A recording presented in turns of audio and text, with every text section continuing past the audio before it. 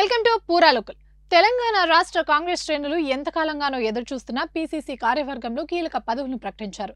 మొత్తం 27 మంది రాష్ట్ర కాంగ్రెస్ ఉపాధ్యక్షులను, 69 మంది ప్రధాన కార్యదర్శులను పార్టీ అధిష్టానం వెల్లడించింది.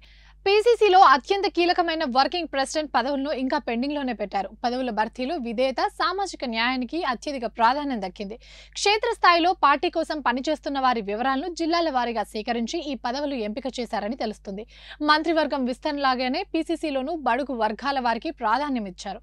మొత్తం 27 మంది ఉపాధ్యక్షుల్లో బీసీలకు 8, ఎస్సీలకు 5, ఎస్టీలకు 2, ముస్లిం మైనార్టీలకు 3 కలిపి 67% పదవులు దక్కాయి. ఇక ప్రధాన కార్యదర్శులు 69 మందిలో 68% పదవులు బడుగులనే వరించాయి. వీరిలో బీసీలకు 26, ఎస్సీలకు 9, ఎస్టీలకు 4, ముస్లింలకు 8 పదవులు కేటాయించారు.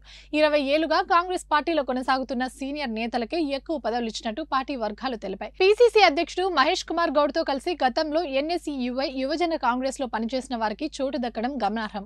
ఉపాధ్యక్ష పదవుల్లో ఎంపీ రఘువీర్ రెడ్డి, ఎమ్మెల్యేలు నాయని రాజేందర్ రెడ్డి, చిక్కుడు వంశీకృష్ణ, ఎమ్మెల్సీలు బల్మూరి వెంకట్, బస్వరాజ్, సారయ్యలతో పాటు సీనియర్ నేతలైన కుమార్ రావు, కొండూరు పుష్పలతతో పాటు పార్టీలోని కొత్తగా వచ్చిన బొంతు రామ్మోహన్ వంటి వారికి చోటు దక్కింది. మొత్తం మీద 5 ఎమ్మెల్యేలు, 1 ఎంపీ, 2 ఎమ్మెల్సీలకు ఈ పదవులు కట్టబెట్టారు. మిగిలిన వారిలో ఎక్కువ మంది ఎన్నో ఏళ్లుగా పార్టీ కోసం పనిచేస్తున్న వారేనని పీసీసీ అధ్యక్షుడు మహేష్ కుమార్ తెలిపారు.